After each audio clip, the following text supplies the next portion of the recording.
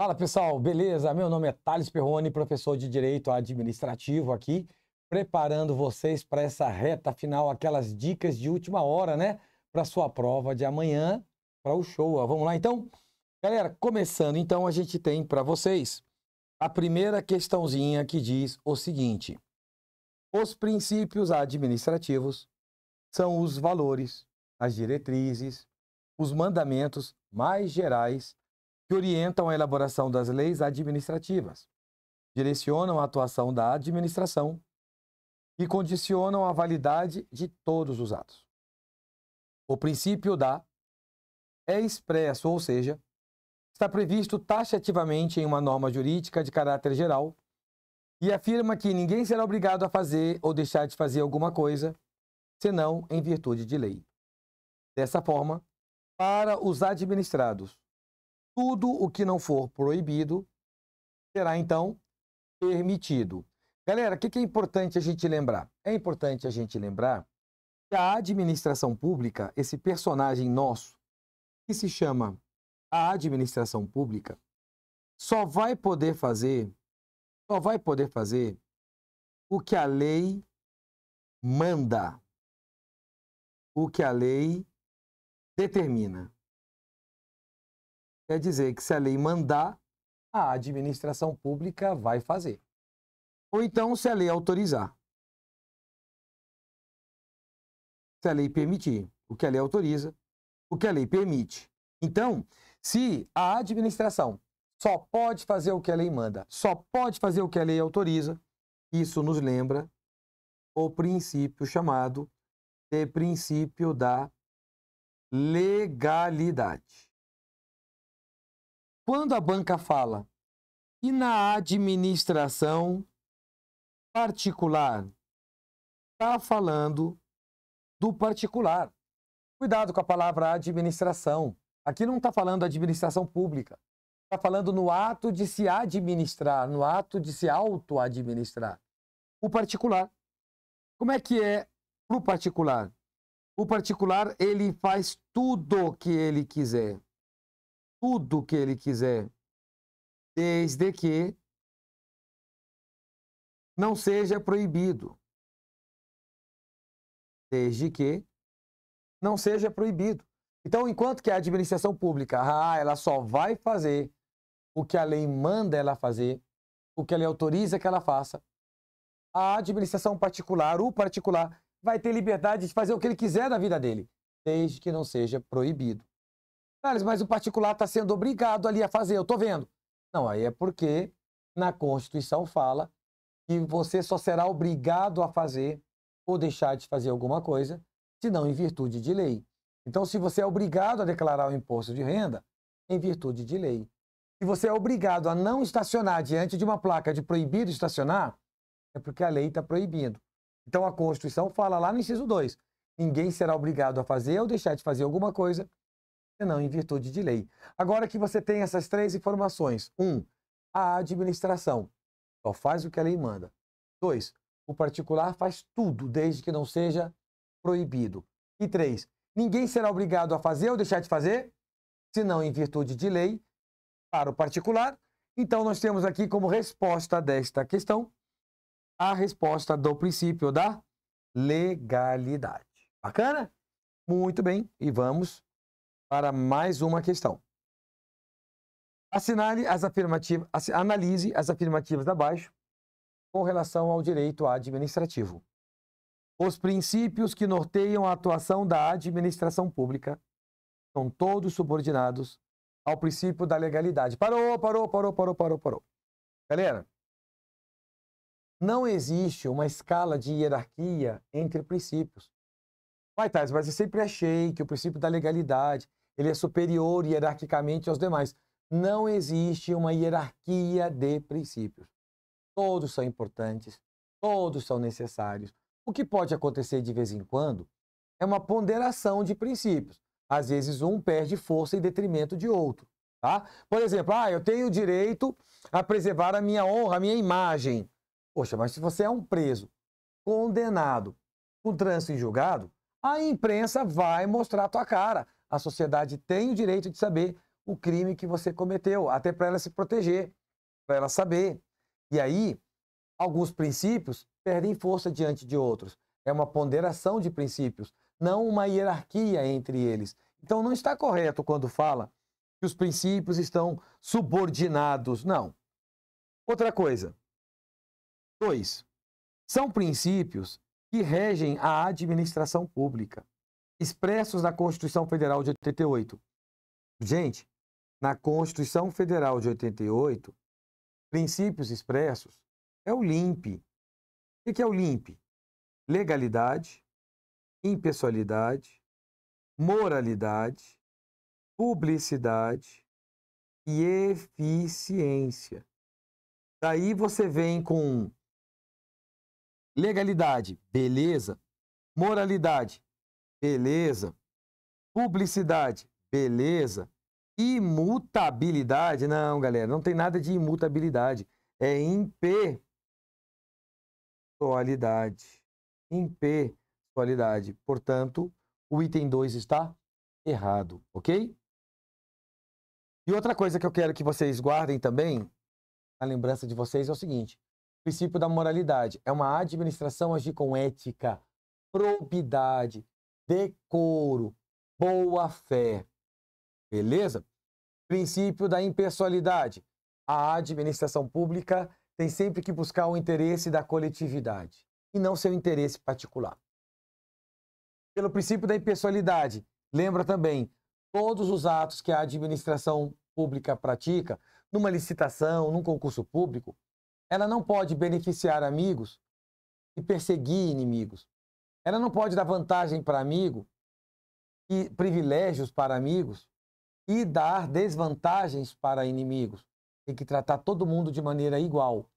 Isso te lembra o princípio da impessoalidade? Outra coisa, tudo que você, agente público, faz é atribuído ao Estado. Isso é chamada teoria do órgão ou teoria da imputação volitiva. Tudo que você faz é imputado, é atribuído ao Estado de Goiás. Então, quando você lembra tudo isso, é princípio da impessoalidade.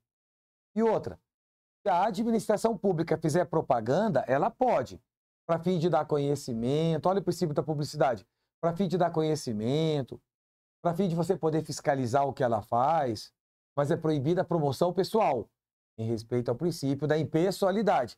Você não pode fazer e se promover com a propaganda. Combinado? Legalidade, impessoalidade, moralidade, eu já te falei. Publicidade, a regra é que os atos são públicos. A exceção é o sigilo. Tipo, segurança, assuntos que são imprescindíveis. A segurança nacional, ou a gente fala segurança do Estado, segurança da sociedade, aí é sigiloso. Então, cuidado. A publicidade é a regra, mas não é uma regra absoluta. O sigilo é a exceção, tá?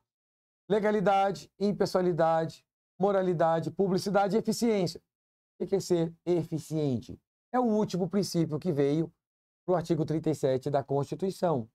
E esse último princípio que veio, que é o da eficiência, veio pedindo para que a administração pública atue com presteza, perfeição, rendimento funcional, economicidade, qualidade. Economicidade é o quê? Gastar menos sem perda da qualidade. Combinados? São os princípios expressos. Essa questão está errada quando fala imutabilidade. E o 3, a administração pública pode estar sujeita tanto ao regime jurídico de direito privado, quanto ao regime jurídico de direito público. Galera, é o seguinte, quando você tem aqui no item número 3, que a administração pública ela pode estar sujeita ao regime jurídico de direito privado, significa que em certos momentos, tá? Em certos momentos, a administração pública vai usar as regras que estão no direito civil, no direito comercial, no direito do trabalho. Então, quando você pensa na administração pública, empresa pública, o pessoal é seletista, isso é coisa do direito do trabalho. Quando você pensa no estado de Goiás alugando um prédio para botar ali um um órgão público, botar ali uma delegacia. O aluguel daquele imóvel para colocar uma delegacia, aquilo ali é regra do direito civil. Então, a administração pode usar, sim, em certos momentos, o regime jurídico de direito privado, como as regras do direito civil, do direito do trabalho, do direito comercial. Só que também a administração pública usa as regras do direito público, em especial direito administrativo, o direito constitucional, o direito penal, são consideradas regras do direito público. Você atua com direito penal, você atua com direito administrativo, é o regime jurídico de direito público. Então, se eu te perguntar, quais são os regimes jurídicos que uma administração pública usa? Thales, dependendo do que ela está fazendo, é o regime jurídico de direito público ou o regime jurídico de direito privado. Dependendo do que ela está fazendo, são as regras do direito público, como o administrativo, o constitucional, o penal, o eleitoral, o processual, ou regras, dependendo do que ela faz, ela usa regras do direito privado, como o civil, comercial, o direito do trabalho. Combinados? Então, nessa questãozinha, A1 falsa, A2 falsa, A3 verdadeira, ficamos com a letra A nessa questão. Bora para a próxima? Na próxima questão, ele fala o seguinte: os poderes legalmente conferidos à administração pública são disponíveis para que ela alcance o interesse público, o princípio da impessoalidade, e em função de finalidades específicas previstas na lei e na Constituição. O poder que trata da função da administração, para ela editar atos com efeitos gerais, atos abstratos, compreendendo a edição de decretos, regulamentares, instruções normativas, regimentos, resoluções, deliberações. Está descrito em qual poder?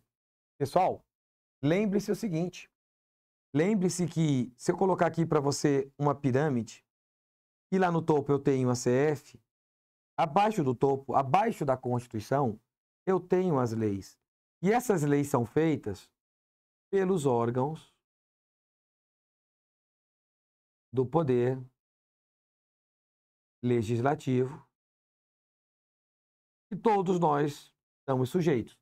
No caso do Estado, eu tenho a ALEGO, Assembleia Legislativa do Estado de Goiás, que faz leis. Acontece que a administração pública não fica atrás. Mais abaixo das leis, a administração pública também se mexe, só que ela faz as suas normas. São normas administrativas feitas pela administração.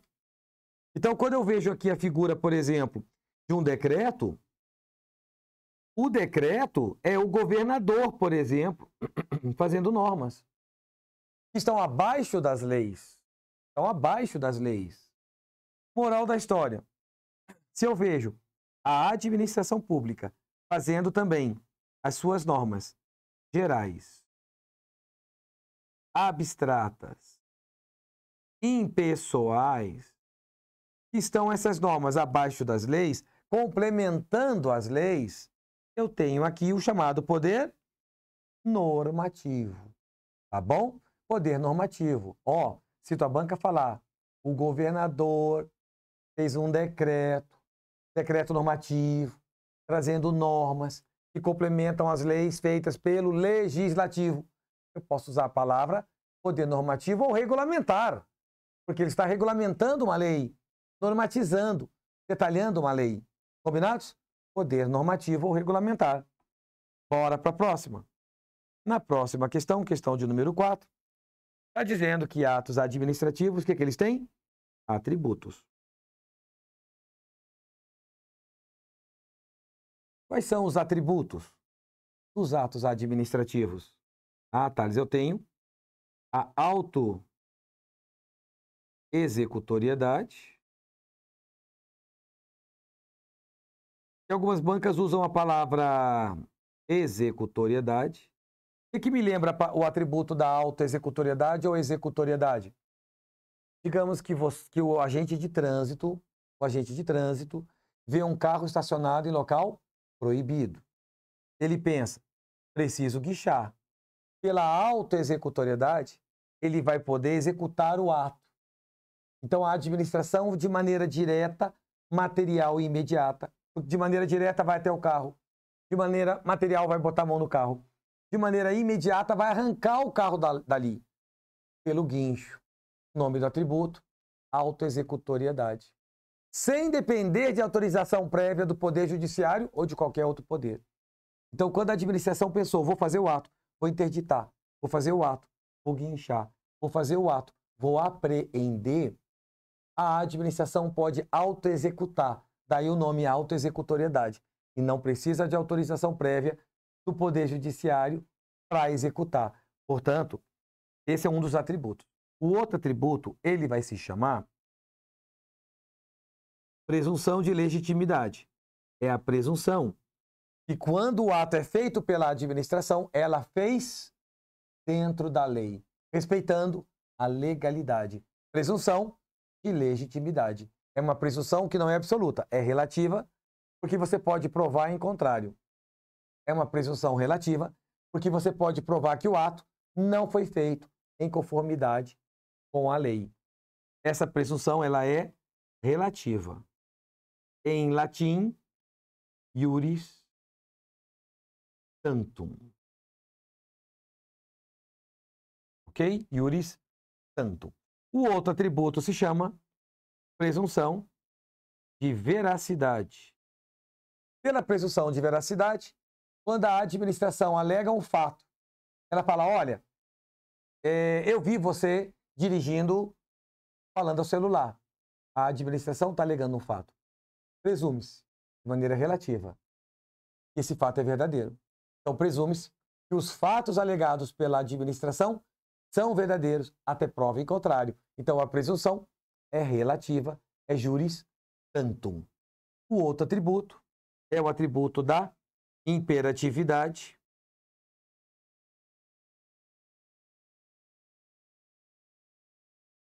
Em que a administração impõe obrigações, impõe restrições ao administrado. E não quer saber se ele concorda. Não quer saber se ele dá a sua aquiescência, a sua concordância. Pela imperatividade, a administração impõe. Impõe a obrigação, impõe a restrição. Não quer saber se a outra parte está de acordo. Bacana? Imperatividade. E aí, o último atributo, tipicidade, em que a administração vai fazer o ato que está onde? Tipificado na lei. O ato que esteja descrito na lei. O ato que esteja tipificado, descrito, elencado na lei. Então, se você quer punir o infrator de uma norma de trânsito pela tipicidade, é o guincho. Se você quer punir o infrator da norma de trânsito pela tipicidade, é a multa. Não pode o agente de trânsito tacar fogo no carro.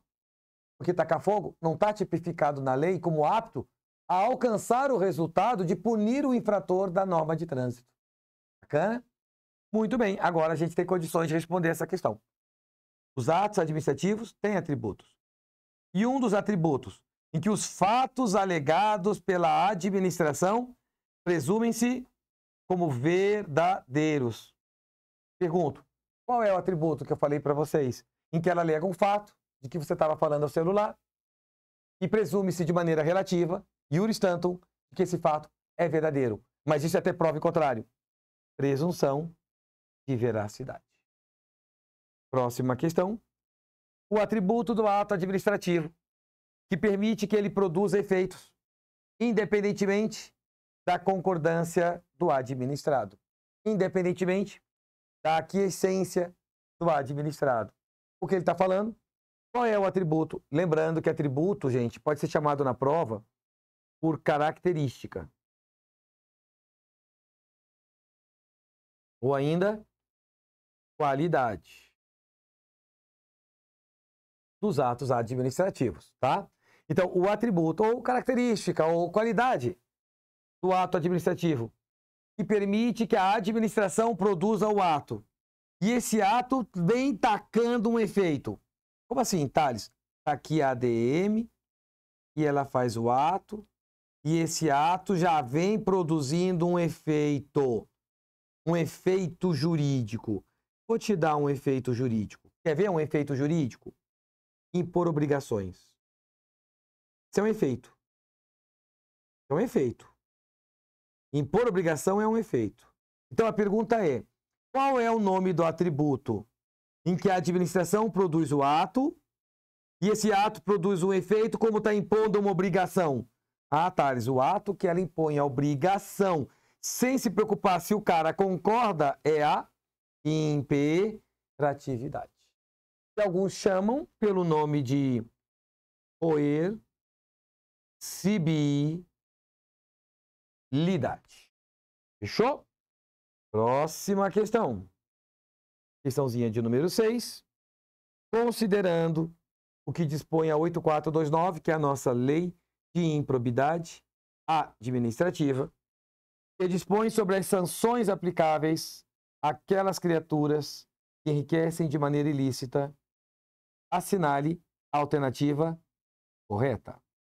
Letra A diz: a lei de improbidade não se aplica a atos de improbidade praticados contra o patrimônio de uma entidade cuja criação ou custeio o erário haja concorrido.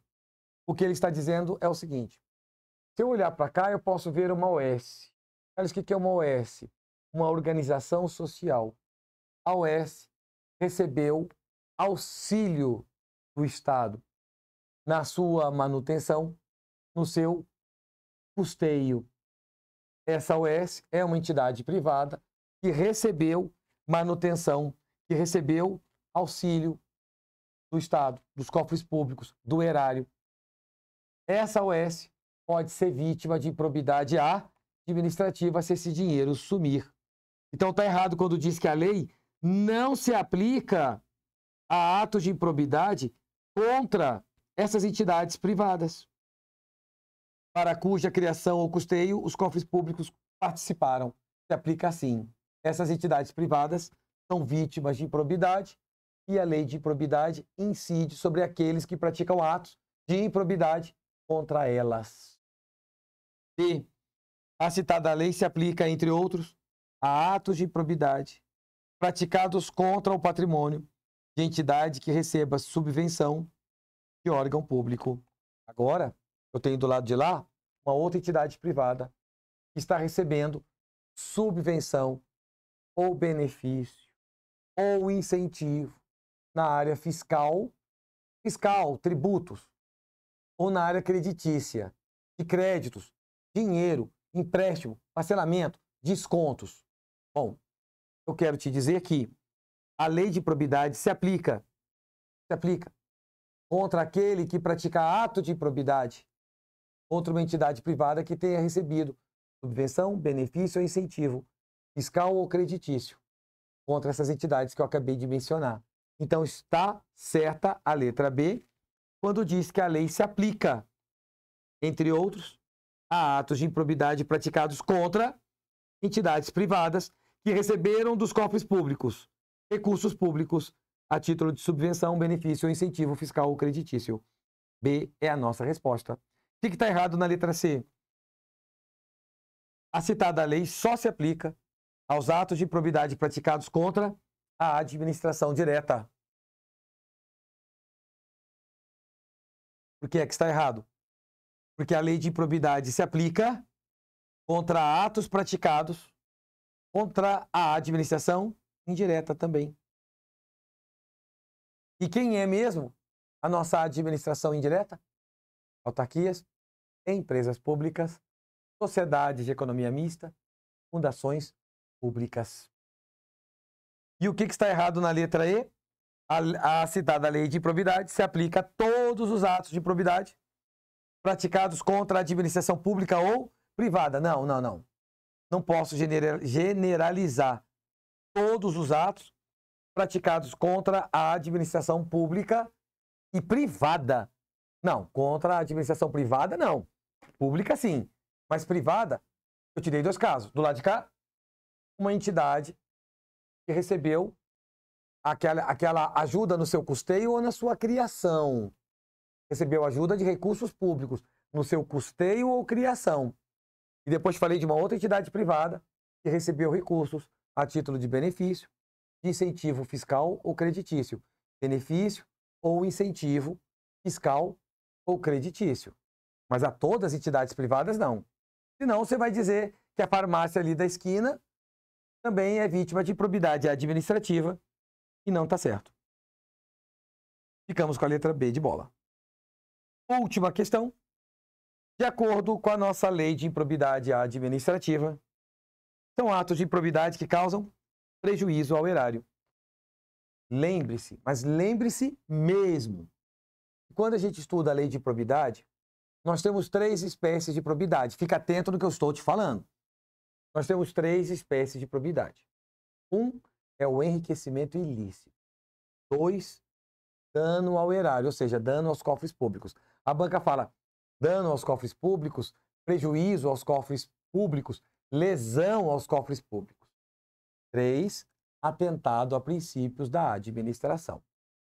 Se você abrir a LIA, que é a Lei de Improbidade Administrativa, dá tempo, tua prova é amanhã. Se você abrir a LIA, a Lei de Improbidade Administrativa, você vai, hoje ainda, antes da prova, nem que seja 1 minuto antes da prova, você vai abrir a LIA, vai dar uma olhada no 9, no 10 e no 11.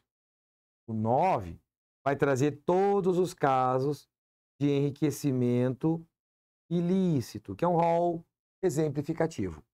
O 10 vai trazer todos os casos de dano ao erário, que é um rol também exemplificativo. O 11 vai trazer os casos de atentado a princípios, que é um rol taxativo. Lembrando que em improbidade a conduta necessariamente tem que ser uma conduta dolosa, com a intenção, com a vontade. Não basta a mera voluntariedade do agente. Você quer, de maneira dolosa, enriquecer ou causar dano ou ferir princípios. É aquele dolo específico.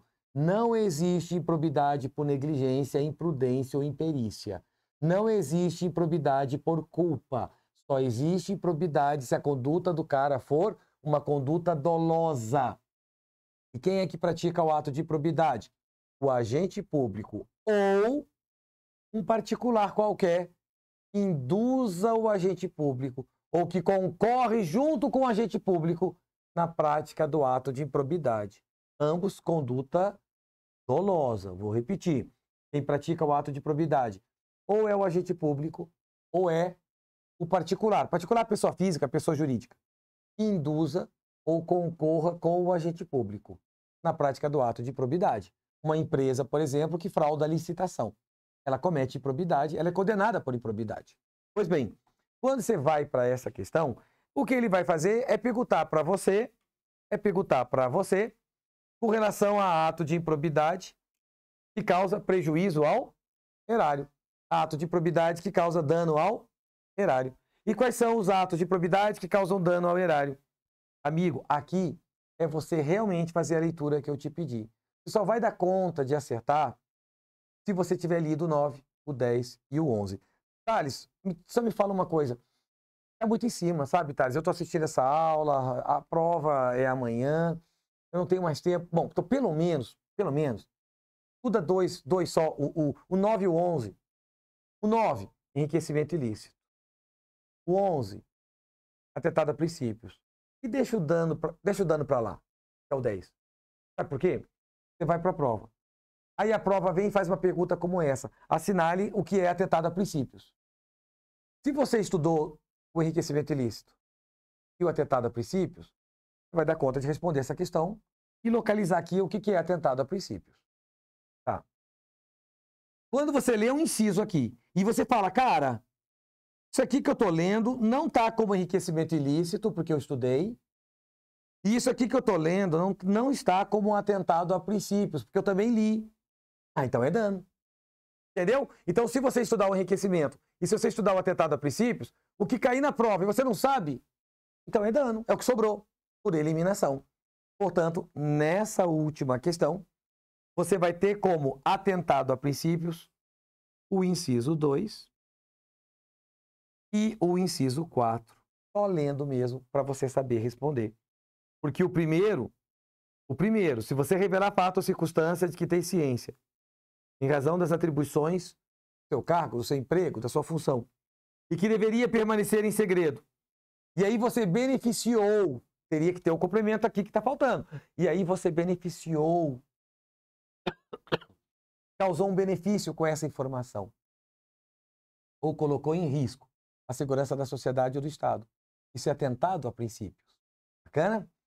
Então, o 1 não serve, é atentado a princípios se tiver o complemento aqui. O 2 está no artigo 10. O 3, transferir recurso à entidade privada em razão da prestação de serviço na área de saúde, sem a prévia celebração de contrato, não está constando como dano. Celebrar parcerias da administração sem observar as formalidades, está constando como dano. Receber vantagem econômica é para enriquecimento ilícito. Combinado? Então faz isso que eu te falei, dá essa estudadinha, tá? Dá essa estudadinha, letra B de bola, dá essa estudadinha antes da prova e você vai arrebentar. Espero que você consiga se lembrar de tudo que você reprisou na aula de hoje comigo e com todos os demais professores e professoras e que você seja muito feliz na sua prova. Um grande abraço, obrigado pela paciência e pela atenção. A gente se vê. Tchau, tchau.